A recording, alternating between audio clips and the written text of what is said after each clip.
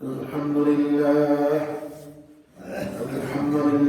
نحمده ونستعينه ونستغفره ونؤمن به ونتوكل عليه ونعوذ بالله من شرور أنفسنا ومن سيئات أعمالنا من يهد الله فلا مضل له ومن يضلل فلا هادي له ونشهد أن لا إله إلا الله وحده لا شريك له ونشهد أن محمدا عبده ورسوله الذي أرسله بالحق بشيرا ونذيرا وداعيا إلى الله بإذنه وسراجا منيرا فقد قال الله تعالى في كلام المجيد وفي فرقان الحميد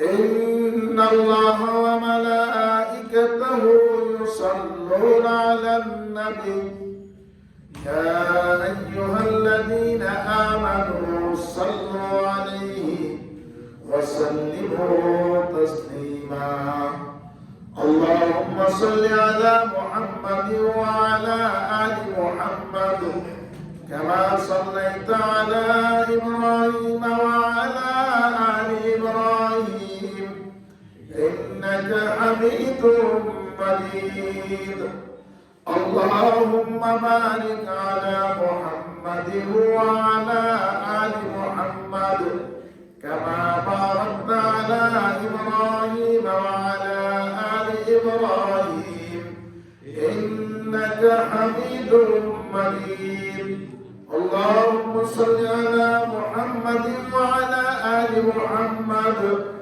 كما صليت على إبراهيم وعلى آل إبراهيم إنك حميد مجيد اللهم بارك على محمد وعلى آل محمد كما باركت على إبراهيم وعلى آل إبراهيم إنك حميد مجيد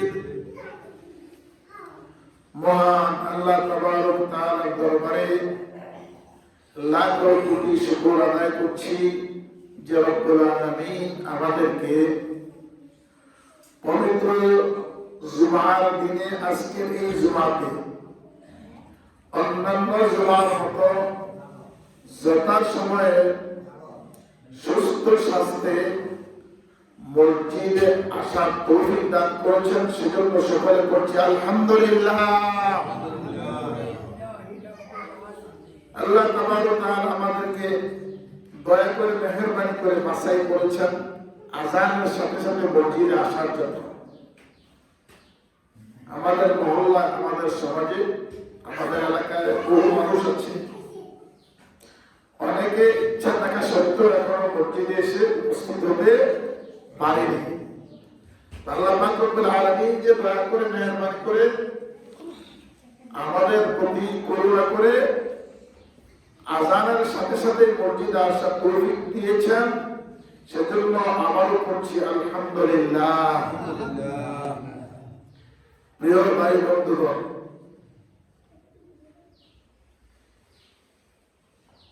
বৎসরের চাকা ঘুরে আমাদের সামনে এসে গেছে মাহে রমজান, খুব সন্নিকটবর্তী হয়ে গেছে। আল্লাহ তাবারক ওয়া তাআলা আমাদেরকে কবুল করুন সবাই মিলে আমিন। আল্লাহুম্মা বারিক লানা ফি রজব ওয়া শাবান ওয়া বাল্লিগনা রমজান। রাসূল আকরাম সাল্লাল্লাহু আলাইহি ওয়াসাল্লাম রজব মাস থেকে এই দোয়া করতেন, আল্লাহুম্মা বারিক লানা ফি রজব ওয়া শাবান ওয়া বাল্লিগনা রমজান। সবাই মিলে আল্লাহুম্মা আমিন। আল্লাহ পাক রব্বুল আলামিন আমাদেরকে মাহে রমজান পর্যন্ত পৌঁছে দিয়ে মাহে রমজানের মাগফিরাত, রহমত, নাজাত লাভ করবার তৌফিক দান করুন সবাই মিলে আল্লাহুম্মা আমিন।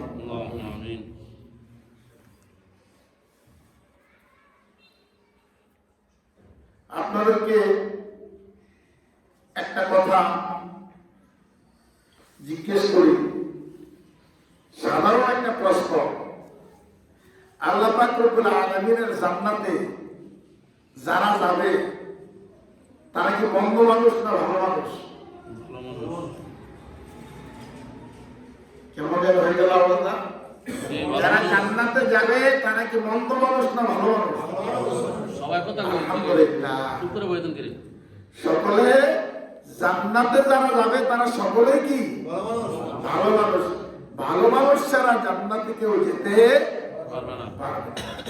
এই ভালো মানুষের সাথে আরেকটা শর্ত আছে, সেটা হলো ঈমান। সেটা হলো কি? ঈমানদার। অন্যতম প্রধান শর্ত হলো ঈমানদার হতে হবে। 2 নম্বর শর্ত হলো ভালো মানুষ হতে হবে। ঈমানদার হলে আর ভালো মানুষ হলে আল্লাহ পাক রব্বুল আলামিন তাদের জন্য জান্নাতের ওয়াদা করেছেন। সুবহানাল্লাহ। এমনি সুনির্দিষ্ট করে বলা যদি নাও যায়, হাফেজ সাহেব হুজুর, আমাদের এই মসজিদের ইমাম সাহেব হুজুর জান্নাতি, এই কথা বলা যদি নাও যায়, এমন কথা বলা যায় এই এই গুণগুলো যার মধ্যে আছে সেই ব্যক্তি কি জান্নাতি। সুবহানাল্লাহ। কোরআন হাকিমের মধ্যে, হাদিসে পাকের মধ্যে জান্নাতি লোকদের গুণাবলী সম্পর্কে বলা হয়েছে না হয় নাই? আবার জাহান্নামী লোকদের গুণাবলী সম্পর্ক বলা হয়েছে।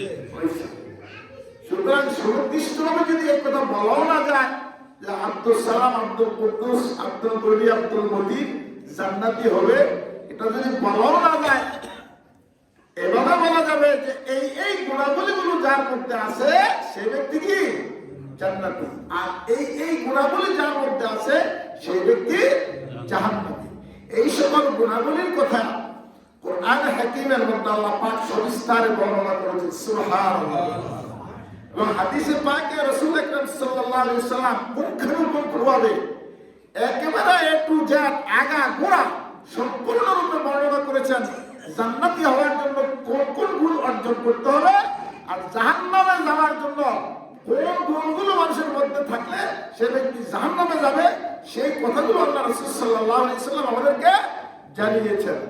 আল্লাহ রাসূল সাল্লাল্লাহু আলাইহি ওয়াসাল্লাম আমাদের জন্য রহমত স্বরূপ পৃথিবীতে আগমন করেছিলেন। সুবহানাল্লাহ। আমা আরসালনাকা ইল্লা রাহমাতাল লিল আলামিন। রব্বুল আলামিনের গোটা বিশ্বের রব আর মুহাম্মদ রাসূলুল্লাহ সাল্লাল্লাহু আলাইহি ওয়াসাল্লাম হলো গোটা বিশ্বের রহমত স্বরূপ। সুবহানাল্লাহ। রাহমাতাল লিল আলামিন।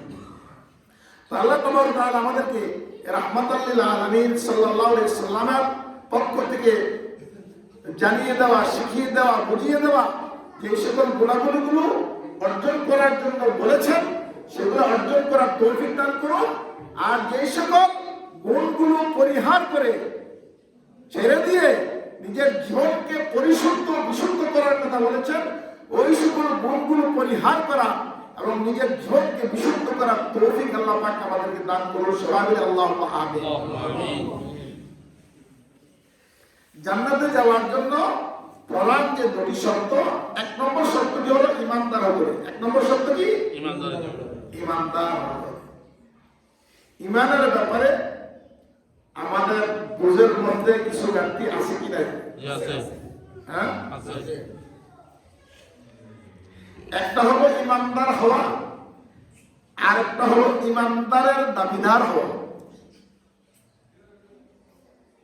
একটা হলো ঈমানদার হওয়া, আর একটা হলো ঈমানদার হওয়ার দাবিদার হওয়া।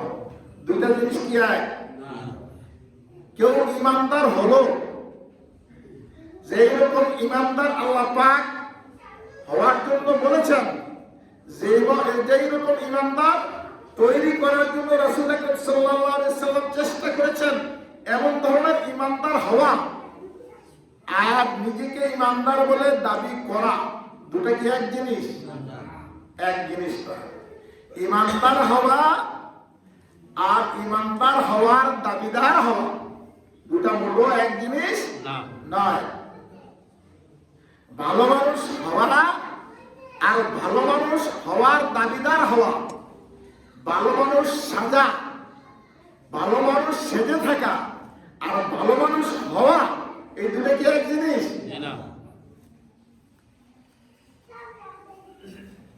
অনেক মসজিদে দেখা যায় জুতা চুরি হয়ে যায়। কি হয়ে যায়? জুতা চুরি হয়ে যায়। জুতা রেখে আসছে, দামি জুতা। মসজিদ থেকে মুসল্লি সাহেব বের হয়ে গিয়ে দেখে যায় আমার দামি জুতা না নাই। তারপর অনেকে বলে মুসল্লি জুতা চোর, মুসল্লি জুতা চোর। আমি বলি না, কথাটা হয় নাই এরকম। কথাটা হলো জুতা চোর জুতা চুরি করার জন্য মুসল্লি সাজছে, জুতা চোর জুতা চুরি করার জন্য মুসল্লি সাজছে। এটা একটা অবস্থা। আরেকটা অবস্থা হইতে পারে ভুলবশত। আরেকটা অবস্থা হইতে পারে কি ভুলবশত মনে করছে যে এটা আমারই জুতা, কিন্তু আসলে জুতাটা ওটা না। বিভিন্ন কারণে, বয়সের কারণে, বার্ধক্যের কারণে, অথবা চোখে দেখার কারণে, অথবা অন্যমনস্ক থাকার কারণে এরকম ভুলও হতে পারে। নিজের মনে করে জোতাটা নিচ্ছে, আসলে জোতাটা কিনা নিজের না, সেটা ভিন্ন কথা। আমি যেটা বলতে চাচ্ছি, মুসল্লি জুতা চোর হতে পারে না। কথা বোঝার চেষ্টা করি। মুসল্লি জুতা চোর হতে পারে না। তাহলে মসজিদ থেকে সকলে ঢুকলো মুসল্লি হিসাবে, যাইবার সময় দেখা গেল জুতা চুরি হয়ে গেছে। করলো কি? যে চুরি করছে সে তো চোর নিশ্চয়, সে তো চোর নিশ্চয়, ঠিক না? তাহলে মুসল্লি কি জুতা চুরি করলো না জুতা চোর মুসল্লি সাজলো?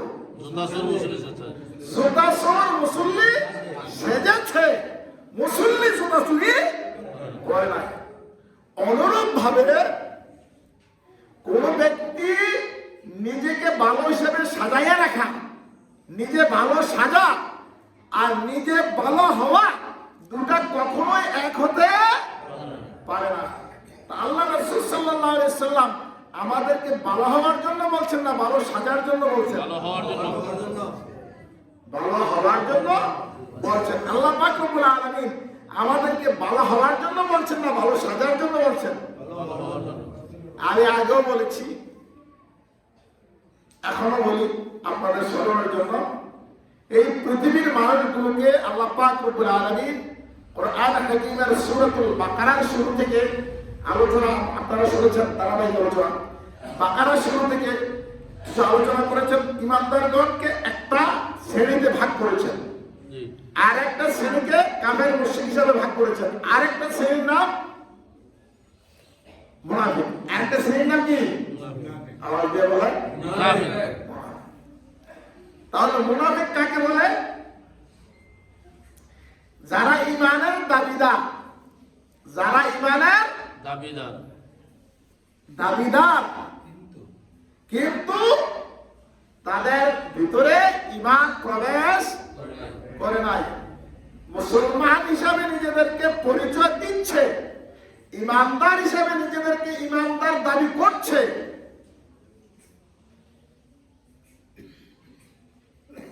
কিন্তু মূলত তারা ঈমানদার নয়। মনে আছে আপনাদের আলোচনা?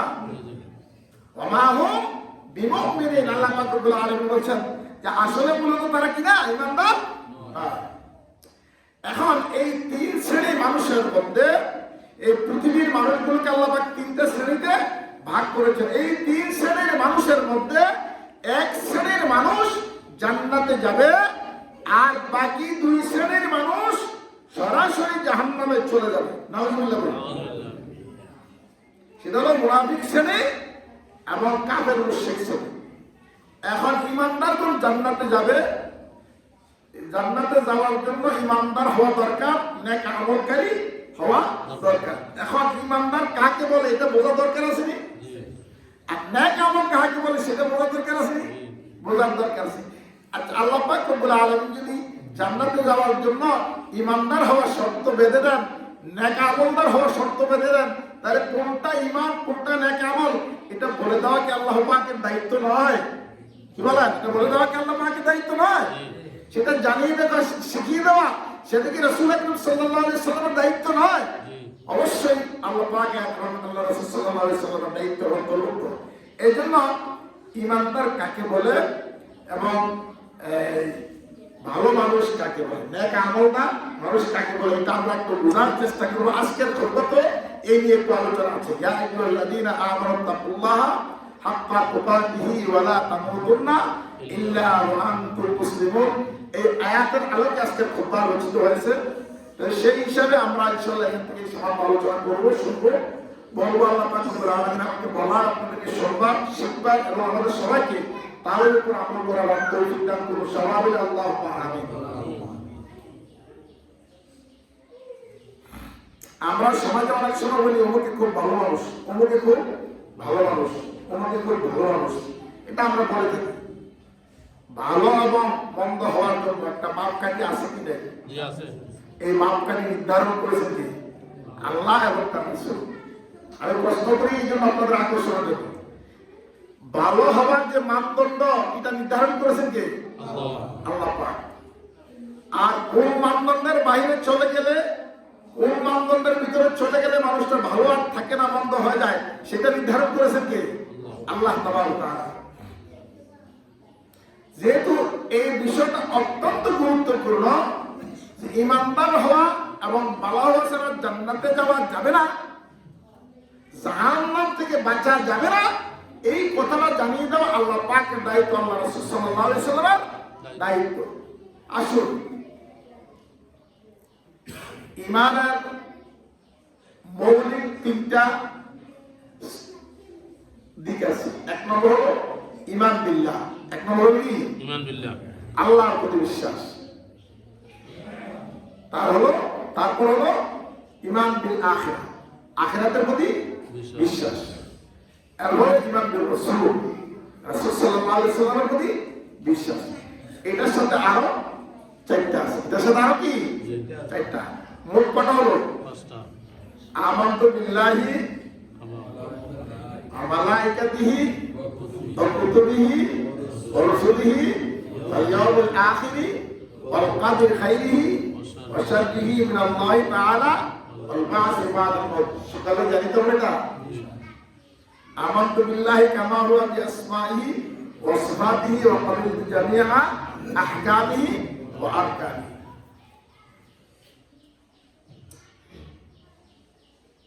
এই যে পরকালের প্রতি বিশ্বাস, এটাকে বিশুদ্ধ করতে হবে। আল্লাহর প্রতি বিশ্বাস, এটাকেও বিশুদ্ধ করতে হবে। আল্লাহর প্রতি বিশ্বাস করতে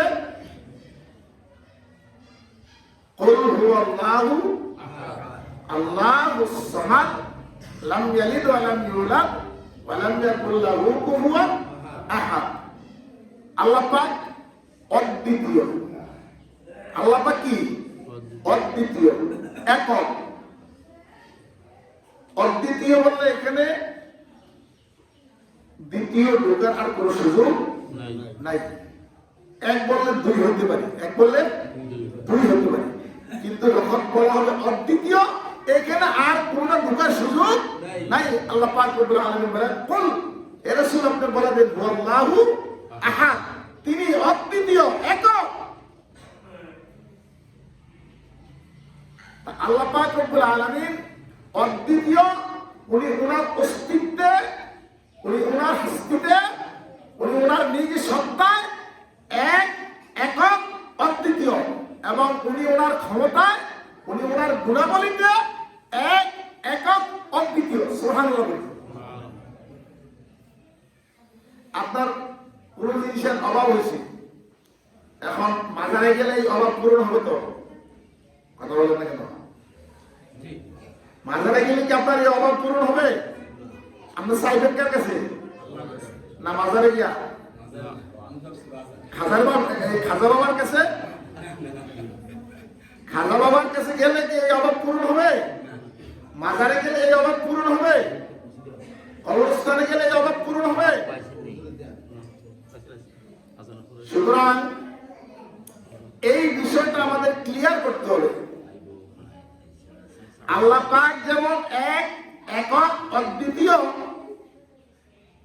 তার অস্তিত্ব, তার সত্তা এক, একক, অদ্বিতীয়, তার গুণগুলো এক, একক, অদ্বিতীয়। সুবহানাল্লাহ। আল্লাহ পাক রব্বুল আলামিনের মধ্যে যে সকল গুণাবলী আছে, এই সকল গুণাবলী আল্লাহর কোন মাখলুকের ভিতরে, আল্লাহ পাকের মধ্যে যেভাবে আছে সেভাবে নাই। এখন উদাহরণ হিসেবে একটু খেয়াল করে কথা শুনবেন, আকীদা নিয়ে আলোচনা হচ্ছে। কি নিয়ে?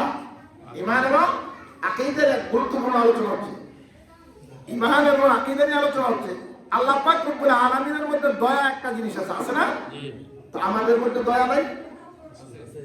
হ্যাঁ, আল্লাহ পাকের মধ্যে স্নেহ, মমতা, ভালোবাসা আছে, আমাদের মধ্যে নাই?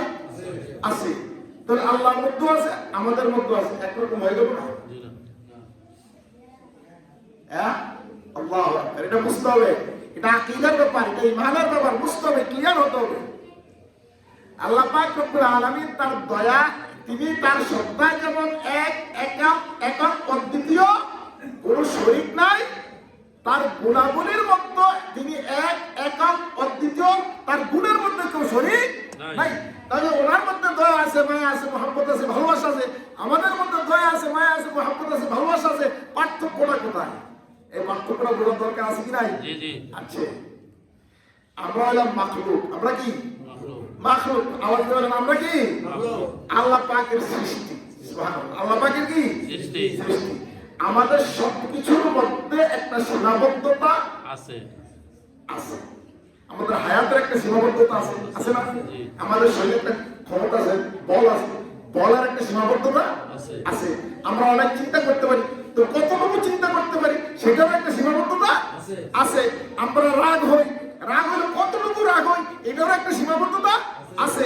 আমরা কাউকে ভালোবাসি, ভালোবাসলে কতটুকু ভালোবাসি এটার মধ্যে একটা সীমাবদ্ধতা আছে। তাহলে আমরা সসীম। আমরা কি? সসীম। আমরা কি? সসীম। আল্লাহ পাক কি? আওয়াজ দিয়ে বলেন, আল্লাহ পাক কি? আমরা যেমন সসীম, আমাদের ভালোবাসাও সসীম, আমাদের দয়াও সসীম, আমাদের রাগ গুসাও সসীম, আমাদের গুণাবলী যা আছে সব কি? সসীম।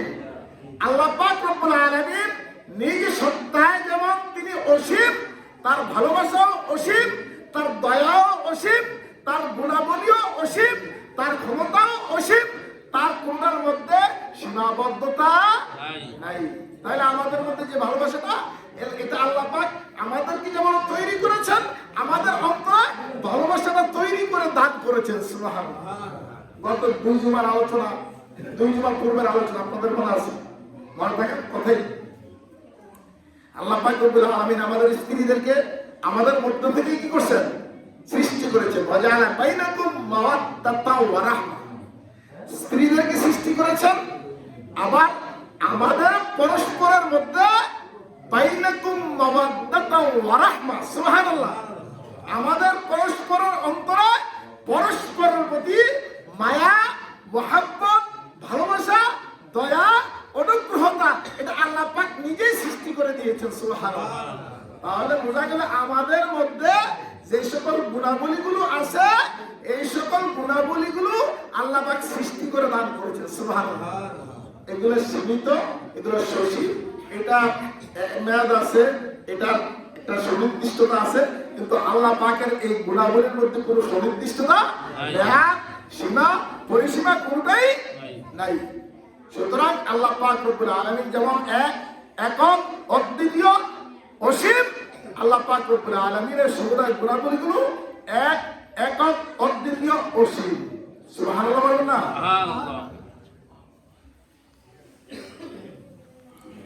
আমরা ভুলে যাই। আমরা কি করি? ভুলে যাই। আল্লাহ পাক কি ভুলে যান? এই পৃথিবীর মালিক কে? আল্লাহ। আওয়াজ দিয়ে বলেন, আল্লাহ। এই পৃথিবীর স্রষ্টা কে? আল্লাহ। এই পৃথিবীর পরিচালক কে? আল্লাহ। প্রতিপালক কে? আল্লাহ। আসমানের মালিক কে? আল্লাহ। আসমানের স্রষ্টা কে? আল্লাহ। পরিচালক কে? আল্লাহ।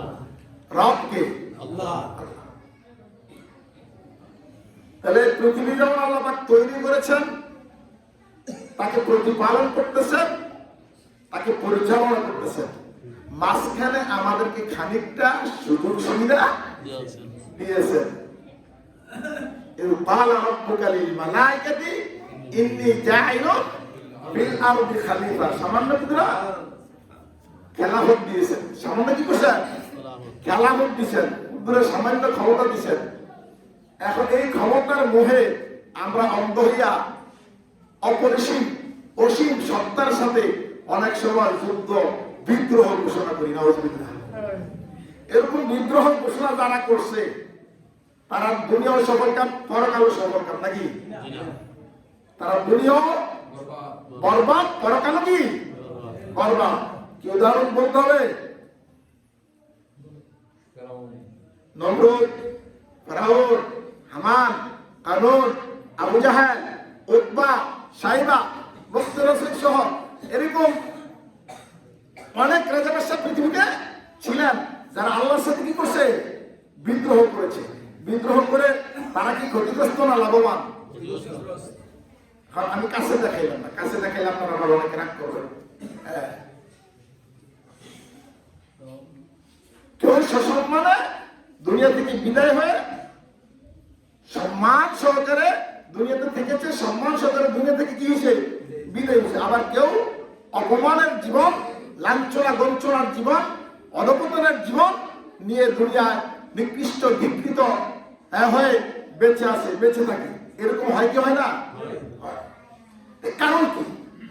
কারণ কি? কারণ একটাই, যে আল্লাহর সাথে কোনো যুদ্ধ চলে না, আল্লাহর সাথে কোনো বিদ্রোহ চলে না, আল্লাহর সাথে কোনো শক্তি ক্ষমতা বড়াই আত্মম্বরিতা চলে না।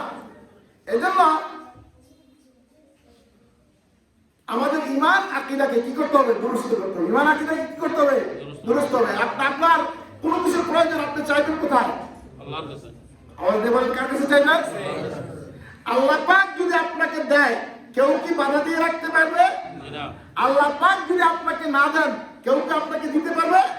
রাসূল আকরাম সাল্লাল্লাহু আলাইহি সাল্লাম আমাদেরকে দোয়া শিখিয়েছেন, আল্লাহুম্মা লা মানিআ লিমা আ'তাইতা ওয়া লা মুতিয়া লিমা মানাতা ওয়া লা ইয়ানফা'ু যাল জাদ্দি মিনকাল জাদ্দু। আল্লাহ, আপনি যদি কোনো জিনিস আমাকে না দেন, কেউ আমাকে দিতে পারে না। আর আপনি যদি আমাকে দেন, কেউ এটা রক্ষিতে বাধা দিতে, বিরত রাখতে পারে না। সুতরাং আমরা যখন চাইবো, কার কাছে চাইবো? আল্লাহর কাছে চাইবো। আর আমরা যখন সাহায্য চাইবো, কার কাছে সাহায্য চাইবো? আল্লাহর কাছে সাহায্য চাইবো। আসলে আমার ভূমিকাতে কথা শেষ হয়ে গেছে। 2 নম্বর সাইড হলো কি? নেক আমল। ইমানদার, ইমানদারের পরে কি? নেক আমল।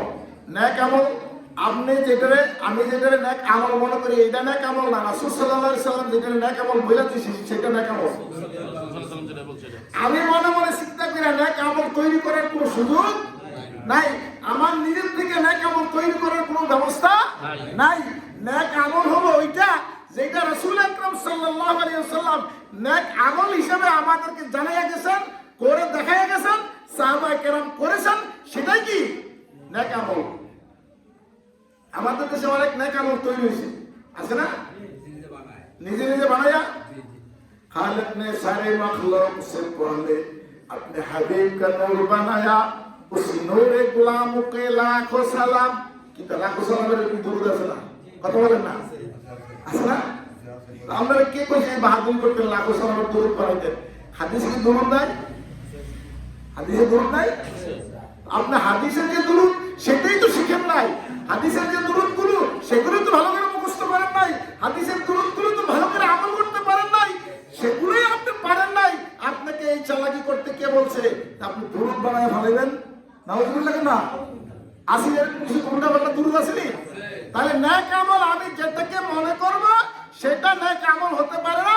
যেটা রাসূল আকরাম সাল্লাল্লাহু আলাইহি সাল্লাম আমাদেরকে নেক আমল হিসেবে শিক্ষা দিয়েছেন সেটাই কি নেক আমল। এইজন্য ভাই আমরা নেক আমলটা আল্লাহ রাসূল থেকে শেখার চেষ্টা করি। আল্লাহ পাক আমাদেরকে তৌফিক দান করুন, সবাই আমিন।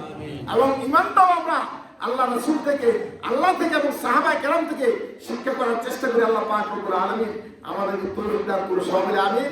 আর আয়াতের যে অংশ বলছিলাম, আমানু তাকুল্লাহ হাক্কা তুকাতিহি, আল্লাহকে ভয় করার মতো ভয় করো।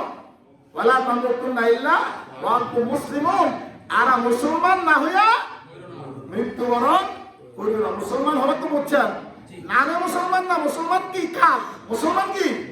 ঈমান হলো অন্তরের সাথে জড়িত, আর মুসলমানই হলো শরীরের অঙ্গ প্রত্যঙ্গের সাথে কি জড়িত। যেটা আমল করি আমরা, এই আমলটার ভিতরে আসলেই মুসলমান হয়ে যায়। আমল ছেড়ে দিলে আর মুসলমান, কথা বলেন, আমল ছেড়ে দিলে আর মুসলমান থাকা যায় না, ইমানদার থাকা যায়। ইমান পরিহার না করলে ইমানদার থাকা যায়, কিন্তু আমল পরিহার করে ফেললে ইমান